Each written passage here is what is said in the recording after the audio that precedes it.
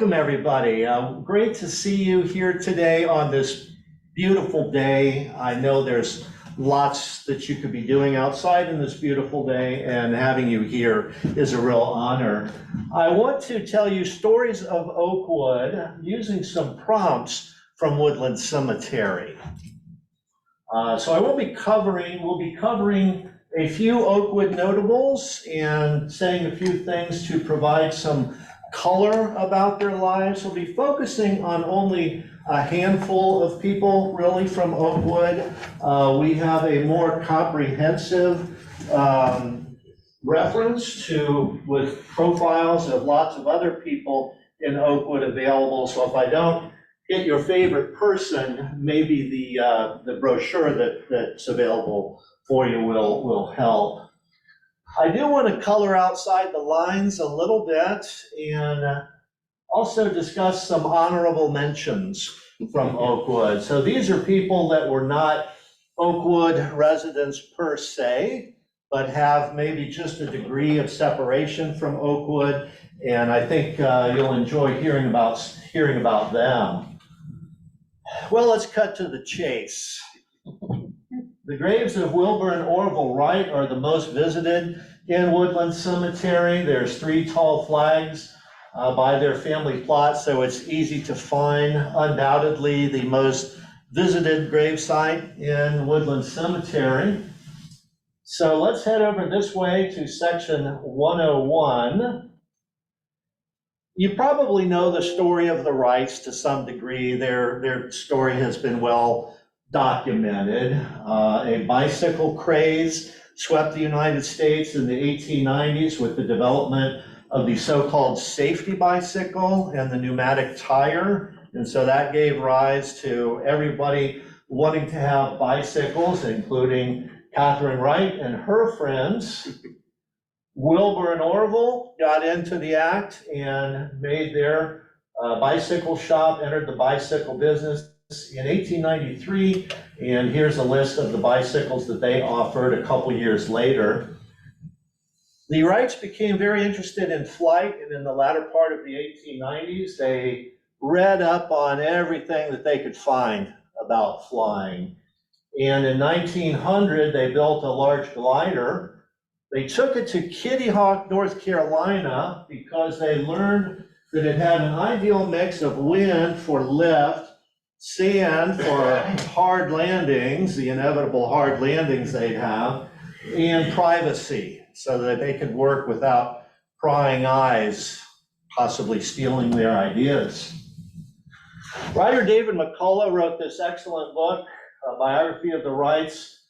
Here's an excerpt. For the local citizens of Kitty Hawk, the 2 brothers from Ohio were extremely hard to figure.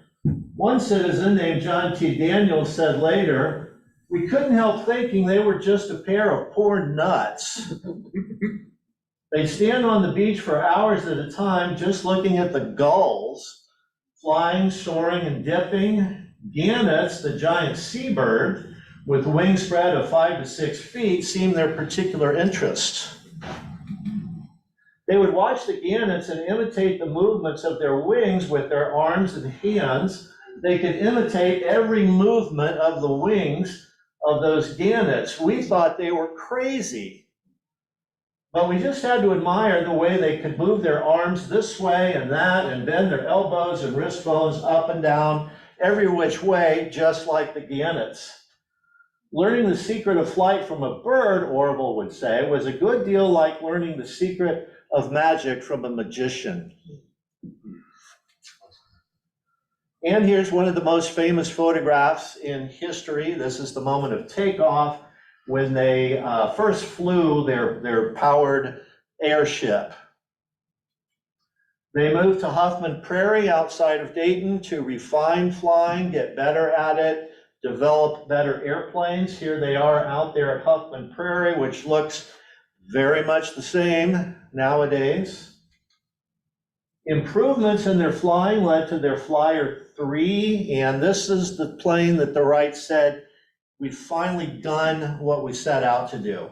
And Dayton is very fortunate to have what may be aviation's most valuable artifact here in the city at Carolyn Park. If I were giving a young man advice as to how he might succeed in life, I would say to him, pick out a good father and mother and begin life in Ohio. So there was something about the southwestern Ohio area that lent itself to innovation. There was something in the water, something, I wish I knew what that magic formula was. Finally, in 1909, the city of Dayton honored the Wrights over a 2-day celebration in Dayton. The celebration included an extravagant parade. After the parade, the wagons of the U.S. 2nd Infantry passed through Oakwood on their way back to their headquarters in Lebanon. And if we go out the front door and into the median and the boulevard out there and look to the north in 1909, we would have seen them coming. Keep your eye on this Foursquare house, catty corner. And here they come, heading back to Lebanon. An interesting detail in this photograph is back here.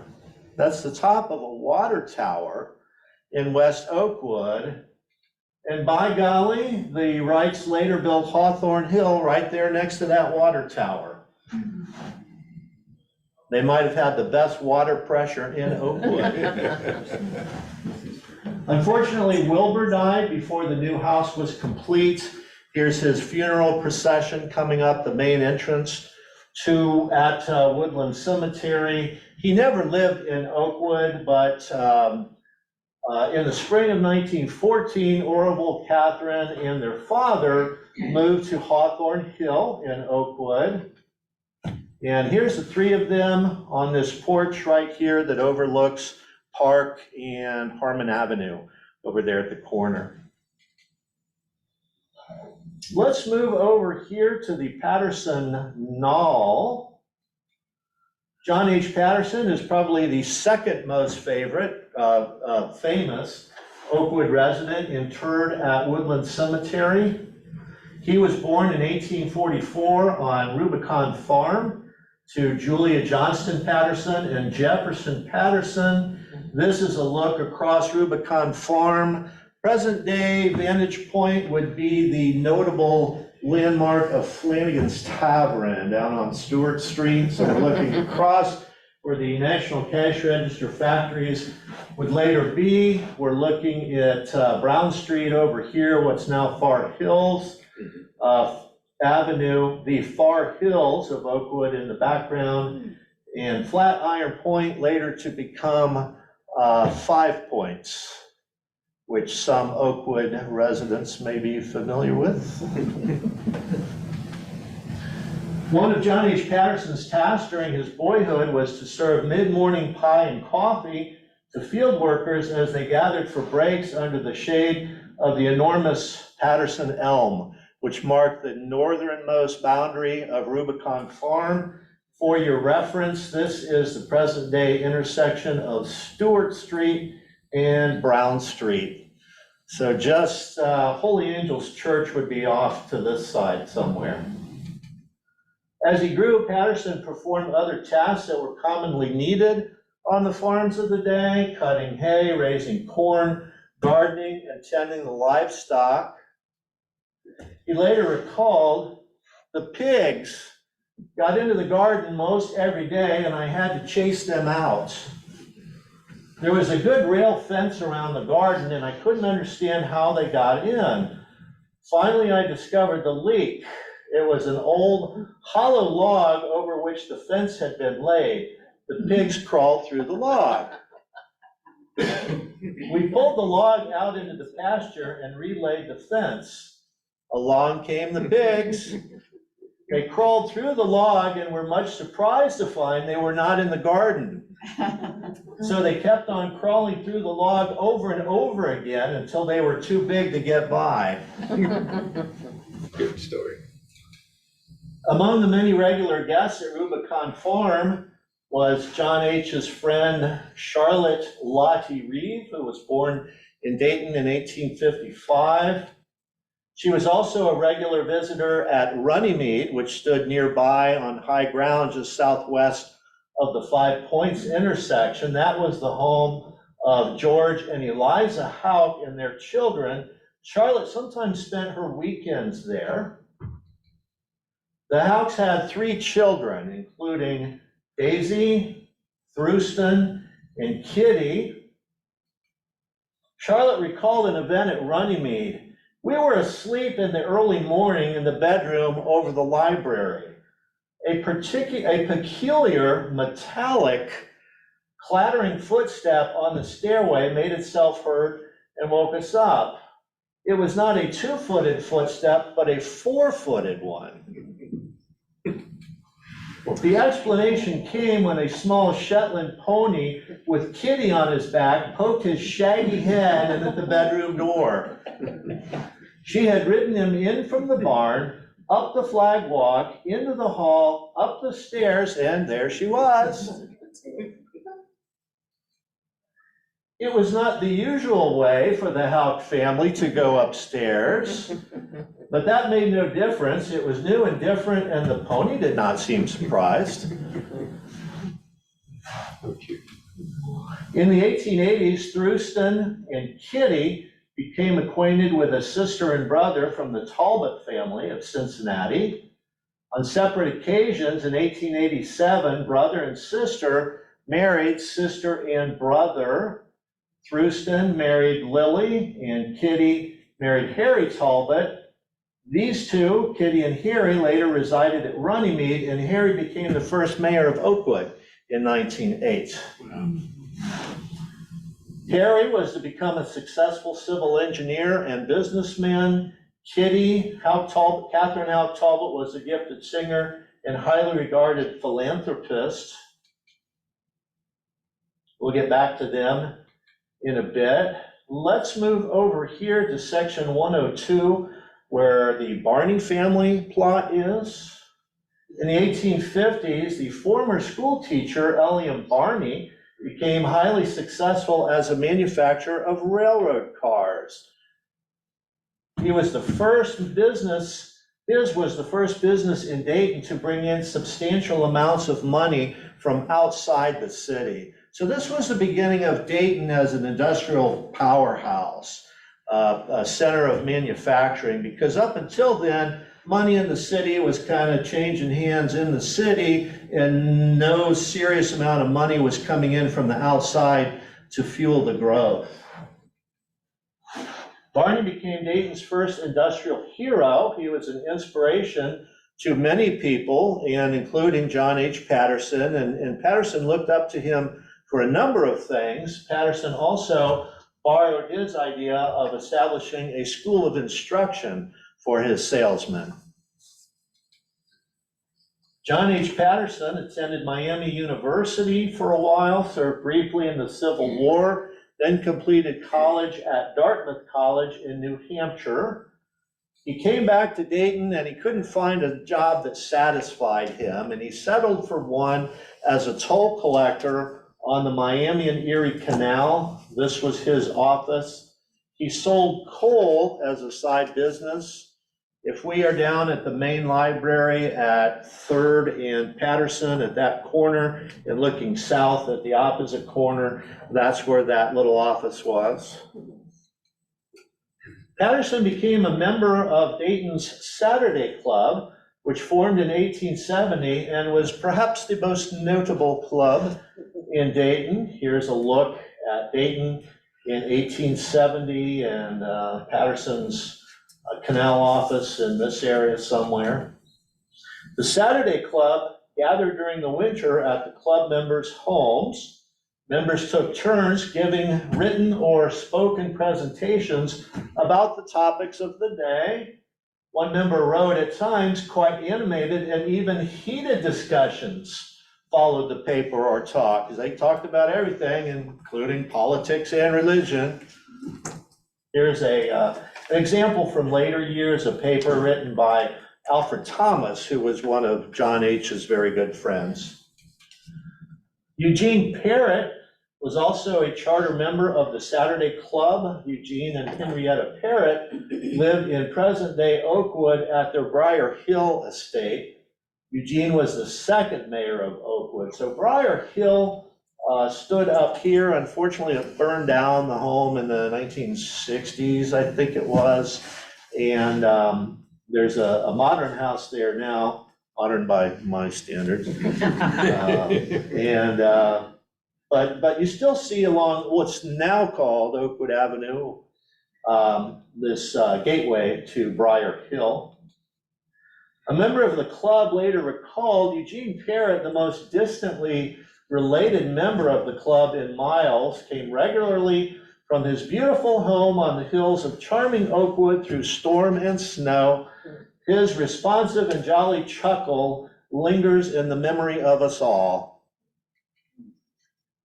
The meetings at his home, which usually ended our club season, were most enjoyable, not only because of the beautiful environment and the literary feasts offered us, but also because of the very kind and liberal hospitality of our charming hostess, Henrietta Parrott. So this was a men's club, by golly, and the women were, usually were not allowed, but they allowed her to be there on the fringes, at least. They liked her. Henrietta Parrott's grandfather was Samuel Forer, who was employed by the Ohio Canal System for more than 50 years. He wore all kinds of hats in the canal system. So Samuel Forer's daughter, Elizabeth Pierce, and her daughter, Henrietta Parrott. Henrietta named the road through the Briar Hill property in honor of her grandfather.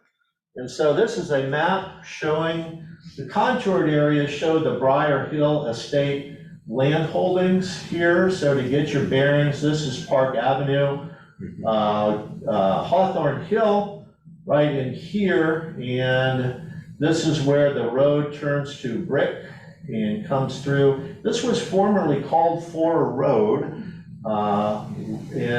Ridgeway Road now is in this area, and that's where, for some reason, they extended the name Oakwood Avenue south and replaced the name Forer all the way up till Ridgeway. Not sure why they did that. In the 1870s, John H. Patterson had left his job with the canal and had become very successful in the coal business. Also in the late 1870s, Dayton saloon owner Jake Riddy invented a machine called a cash register. Long story short, seeing the potential of the machine, John H. and his younger brother Frank purchased controlling interest in the Dayton, what was called the Dayton Manufacturing Company, that took over from Riddy, and they renamed their enterprise to Riddy's former name of the National Cash Register Company. They had their original factory here in the Callahan building, this little industrial building in downtown Dayton, in the area across from where the courthouse is. Patterson was skilled in learning how to, in developing ways to aggressively sell the cash register and actually educate people first, and then sell what the cash register could do. So NCR outgrew that building in downtown Dayton, and Patterson built this first factory building on the grounds of Rubicon Farm came up quickly in 1888. Here is the Patterson elm in the background that we saw earlier, and you see peeking up above it the top of the chapel over at what's now University of Dayton.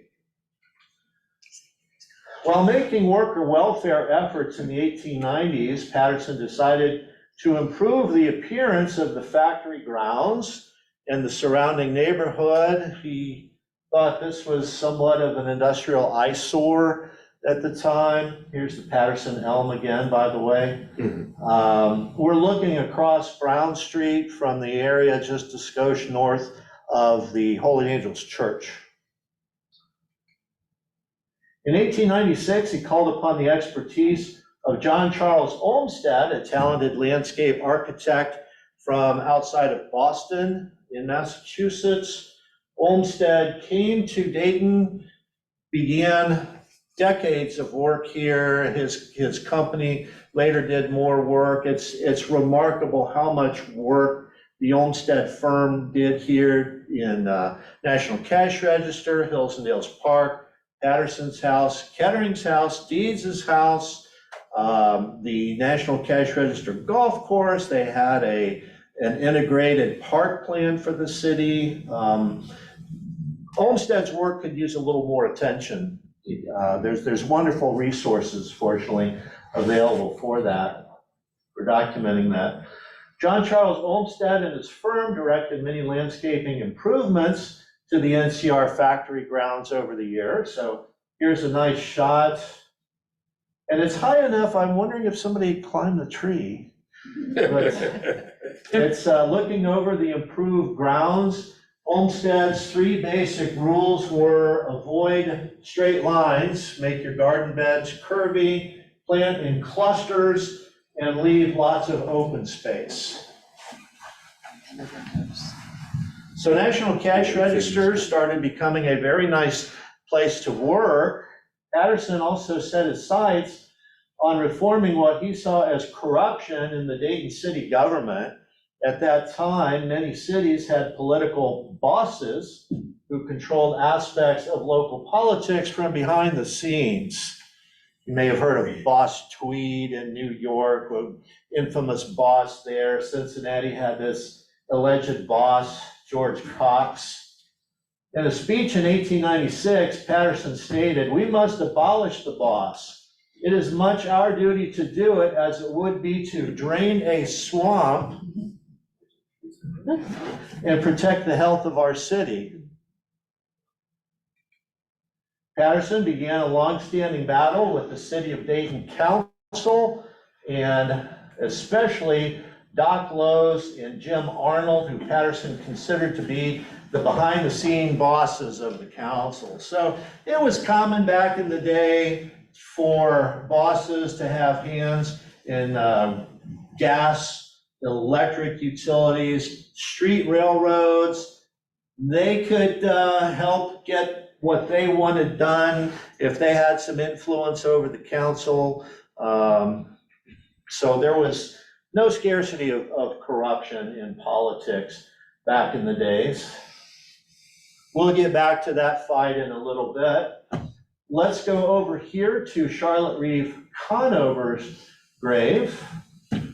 So this is Lottie Reeve. She married Frank Conover in 1879. She had received an excellent education. She had studied abroad. She'd become an accomplished writer and speaker, publishing essays in several national magazines. Here's a very fun one, A Family Camp in the Rockies. It's a fun description of camping and getting used to roughing it. She wrote one about the behind-the-scenes operation of the Soldiers' Home and what they went through feeding all those guys out there. She wrote a number of essential books to Dayton that are references to Dayton's early history. She was also active in several Dayton organizations, and she raised 4 kids. So she was remarkable. The caption for this picture of her, president of Dayton Literary Club. In 1895, she helped organize the Young Women's League, which was dedicated to providing education and training for women.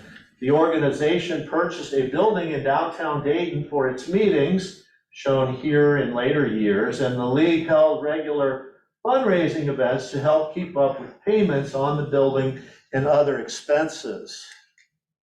In 1901, James M. Cox, publisher of the Dayton Daily News, offered the Young Women's League an opportunity. The league could take over publication of the newspaper for a day and keep the proceeds of the day's sales from the newspaper.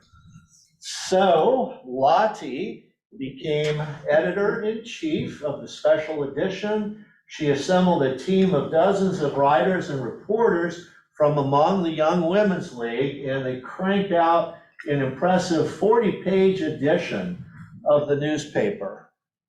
And this was not a Sunday paper, this was a Saturday paper, I think, back at the time when the daily paper was something like 16 pages or something like that. And so people look forward to this. This was publicized ahead of time.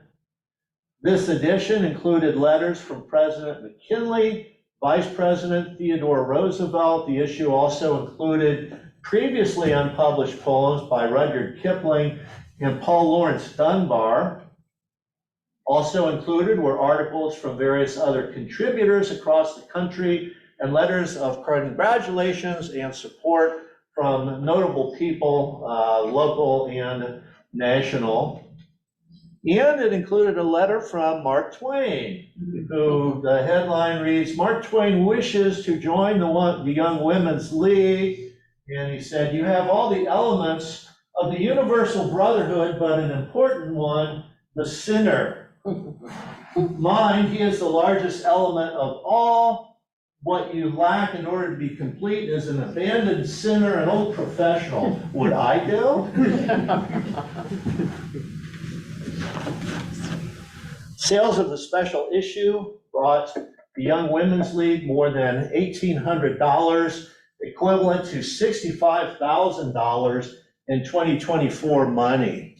So people, again, were looking forward to this, and when they would go to buy the paper, which cost a nickel, they would pay with quarters and half dollars and silver dollars and say, you can keep the change.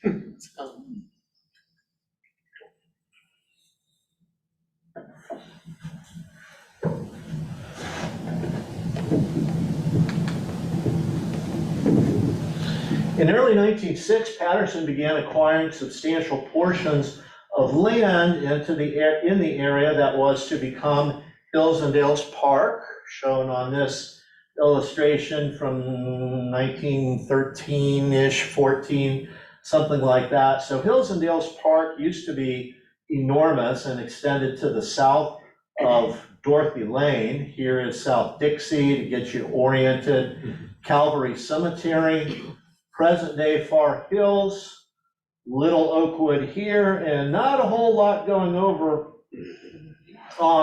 here in the farmland where we are now, somewhere in here.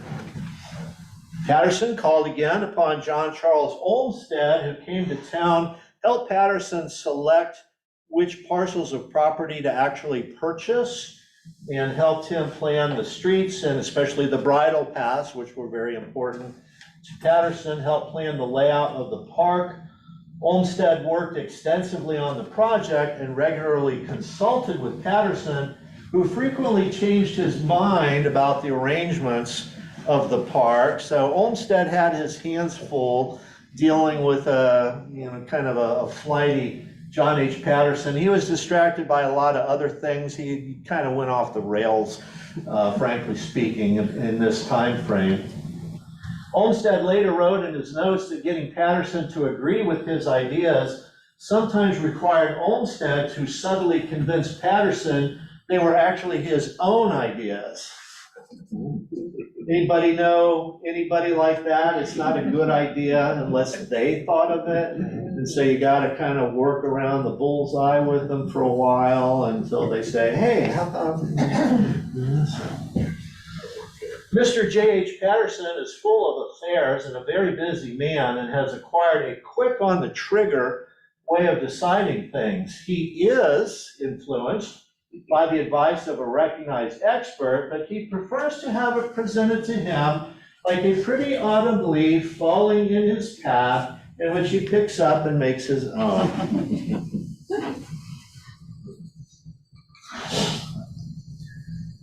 Moving closer to the front here, we have the Schanz family plot. In 1880, a German immigrant named Adam Schanz purchased 108 acres of land in present-day Oakwood. Schanz became one of Dayton's most successful brewers. And if I understand correctly, he was actually a teetotaler, personally. He patented a process for purifying municipal water. He bottled and sold lily water, back in the days before this was a huge industry. And also used it in his brewing process, named it lily water for the lily on the Schanz family crest. Schanz was also a maker and distributor of artificial ice. The Callahan Company here in Dayton made this ice-making equipment, and there's a list below the icons here. There's a reference to Adam Schanz purchasing this machinery. Here's an ad for Lily Water Ice. Will be ready by Wednesday, April 21st. Get your ice chests ready. So why do they call it artificial ice? Well, artificial ice replaced the harvesting, storage, and shipment of natural ice. So the old-fashioned way was to go out on a pond and cut it. I like this picture from Middletown in about 1890. We have these guys out on a pond cutting ice, floating it over this conveyor belt, and it's going up into the ice house. And they would stack it up and put sawdust and straw between it as insulation, and it would keep. And they would send it out over canal boats and by truck. The ice harvesting has a rich history that you hardly hear anything about. Adam Schanz died in 1902. Here is his monument, conspicuous one, overlooking the front entrance there, near the front entrance at Woodland Cemetery. He was reported to have charged his family with developing his land to contain the most beautiful addition of homes about the city of Dayton. And his son Adam carried forth his father's vision and in 1907 platted what was called the Adam Schanz's Estate subdivision, which included this residential plat and what was then a park on the eastern side. What we now refer to as the Schanz Park Historic District includes some of Oakwood's finest examples of early suburban architecture, and the Historical Society makes available this wonderful walking tour of the district, which includes some information about who owned the homes, who the architect for the homes, and what style of architecture they are. Well, 1913 brought a flood. Mr. Patterson became the hero of the flood, turning his NCR factory into a headquarters for rescue and relief. He called a meeting and said, you're gonna do this, and you're gonna do this, and you're gonna do this, and you're gonna crank out 275 boats to rescue people. And after he had sent his team to work, he went down to the water's edge, directed the rescue operations. So they brought in the boats here, and he's supervising near the base of the Fairgrounds Hill. So our back is to the hospital. Apple Street is underwater, I think, to our north a little bit. The Fairgrounds is uphill to the left. And here he is. And he was, in my opinion, this was the high water mark of his life. He was doing what he was born to do. He saw that the flood was going to happen before other people seemed to realize that Dayton was in peril. He called that meeting. He was born to organize and lead and direct.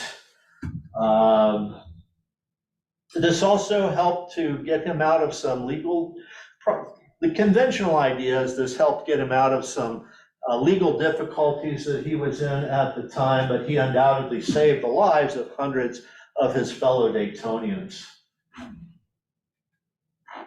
Samuel Crowther, a biographer of Patterson, wrote, "Nothing put John Patterson into so fine a fettle as a hard job ahead. If there was nothing really to do, he usually stirred up petty things." But when a big job was on, he was action every minute. Soon after the flood, John H. Patterson successfully led a campaign for a flood prevention fund that raised over $2 million. So this was $2 million in 1913 money that was raised over a 2-day weekend in May of that year. So he was a pretty good arm twister and leader for this flood prevention fund. This is of course, the old courthouse at 3rd and Main with the giant cash register keeping track of the tally as it rose. On Sunday, he learned that we might fall short of this, and so he held a big meeting at NCR, invited all the people who had pledged a whole bunch of money, and he said, okay, I'm gonna double my contribution, who's with me? And people started raising their hands, and he just happened to have nearby all of these signs that said, you know, I'm a doubler, and he got his $2 million, and they had a big parade from the NCR auditorium. They just happened to have a whole bunch of fireworks ready to set off. They set off all these fireworks.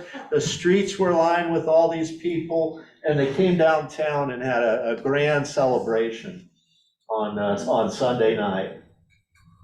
And this, of course, is what funded the Conservancy District, and went on to hire Arthur Morgan and do the flood control.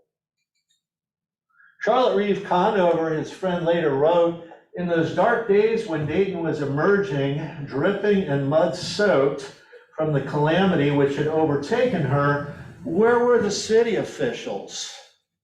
Right? You hear stories about the flood and the heroics. You don't hear anything about Dayton government stepping up to the plate. It was all these private citizens who did the work.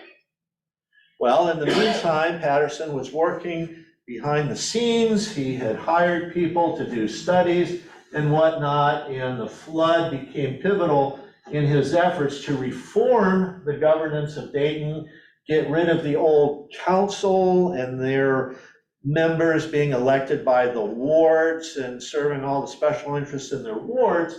They replaced that. January 1st, 1914, Dayton became the first major city to adopt the commission manager form of government, with Mayor Schroyer at the helm. Yes. The U.S. entered the Great War in 1917. That saw many Dayton manufacturers retool for the war effort. Here's a shot of the National Cash Register factory. They're not making cash register parts here. They're making munitions for our nation's war effort. Note the nice big windows, the natural light coming in from the outside. The windows are open a little bit to let in some fresh air. So this was a pretty nice place to work compared to many other factory environments at that time. After the war, the Victory Oak Grove, sometimes called Oak Knoll, was established on the edge of the community club in honor of 189 Dayton area soldiers who lost their lives during the war, many of them to the Spanish flu pandemic. Several of the soldiers honored at the memorial were interred at Woodland Cemetery. This is a recent shot of the memorial plaque over there, not recent enough to include, what it looked like after its recent cleanup. But there's a scout troop that has this site kind of under their wing and take care of it. And one young man for an Eagle Scout project did up a very nice poster, an informational poster that's there telling about the history of the site, the dedication, and some pictures of the soldiers that are honored there. If you're not familiar with it, it's a nice peaceful place over there on the edge of the community golf course, not too far from the clubhouse. And they planted 100 and some oak trees in honor of those soldiers, and there's some big, magnificent oak trees there now. Nice place to nice quiet place to watch the golfers. During the teens, Harry Talbot began suffering from heart trouble. He passed away in 1921 as a result of a heart attack he suffered while on a Florida golf course. So he went out of this life doing something he really enjoyed. The Talbots had a summer home down there, this elaborate home in Miami. He had led a very successful, had a very successful career. Harry Talbot was interred at Woodland Cemetery in the Talbot family's mausoleum. This faces away from the main street, so it's kind of hard to, or easy to miss rather, but this is what it looks like now. There's no scarcity of Talbots out there in the world, and I'm hoping maybe they'll pass around the hat someday and, kind of have it fixed up a little bit. It won an architectural award for its design, and there's a little emblem, a little medallion at the top. If you go to the top and look over the top, this is what you see nowadays. It was built into a high hillside facing the east. This, of course, is when the leaves are down. And so you can stretch your eyes a little bit, look out over the eastern part of Dayton, and you can imagine when this was first in place, this would have been an impressive sight with a splendid view to the east and undoubtedly the city to the north. Now it overlooks the Wayne Avenue Kroger. John H. Patterson died May 7 of 1922. At the time, he had been working tirelessly with the outspoken General Billy Mitchell and other top military and governmental officials on aviation interests. He was also promoting the League of Nations. They were meeting over in Europe after the war, and he was all wrapped up into that and was really trying to get people to put support behind that. The U.S. never became part of that, and but his friends say he basically killed himself with working on that. He had a heart attack, but he was also working on aviation interests. As I said, two main goals. He was looking to help keep Dayton as a center of aviation research and development, because the government was talking about moving that from McCook Field to Langley, the Langley base in Virginia, and Patterson started doing all he could to try to keep that from happening. The other thing was that he supported Billy Mitchell's initiative to try to separate an Air Force from what was called the Air Service, which was under the Army's supervision at the time. After a brief service at his home on Far Hills on May 10, Patterson's remains were interred at Woodland Cemetery in the Patterson Knoll. The following day, General Mitchell paid his respects to Patterson from the air. Before leaving on his trip in his airplane, Billy Mitchell flew over Woodland Cemetery and dropped some flowers on the grave of John H. Patterson. Patterson's son, Frederick Patterson, inherited his father's Far Hills estate. He had also become president of the National Cash Register Company. Fred Patterson replaced his father's home with this Tudor home that's now on East Houston Boulevard at the top of the hill, now part of the Lutheran Church of Our Savior. So a modern day view from this perspective, we have a sanctuary taken up about the right half of our view. We don't know for sure what happened to the old Far Hills home. To assume that it was demolished, but there's an old newspaper article that said that John H.'s nephew dismantled it and shipped it up to the Adirondack area where was the fashionable place for people to vacation at that time. And that's one little bit of research that would be fun to be fun to track that down and see if that's true. Fred Patterson had married Evelyn Huffman in 1917. In 1928, the couple divorced, and she asked only $7 million alimony, cha-ching. She took her alimony and built this house, Ambleside, on Park Road in Oakwood. So this is that mansion that's up the hill a little bit from the Swan House. I've heard it said that this is the largest home in Oakwood. Don't know if that's for certain, but it's certainly big. It was a convent, from what I know, for a while, and overlooks Hills and Dales Park. Kitty Talbot passed away in 1935 at age 71, soon after the birth of her 35th grandchild. She had 7 daughters and 2 sons. Kitty's longtime friend, Charlotte Reeve Conover, penned a lengthy tribute to Kitty that was published in the Dayton Daily News. These two were lifelong friends. They had some political differences, but they didn't let that get in the way of their friendship. So Charlotte wrote a wonderful tribute to Kitty. Charlotte Reeve Conover remained a prolific writer until shortly before she died at age 85 in September of 1940. She was, of course, interred at Woodland Cemetery.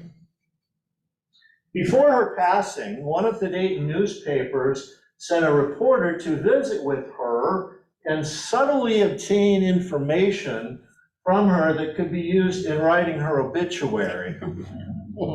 During the interview, the nature of the reporter's visit became apparent to her. "Young man," Charlotte exclaimed, "are you writing my obituary?"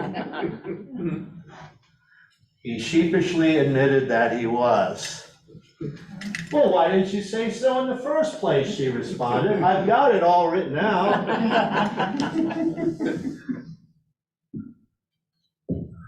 Orville Wright died on January 30, 1948, and he was interred at Woodland Cemetery next to his sister Catherine. So it's Wilbur, Catherine, and Orville there. And this brings us full circle among our Oakwood people buried there. Since its founding in 1841, the trees and the open landscape have made Woodland Cemetery a park-like setting.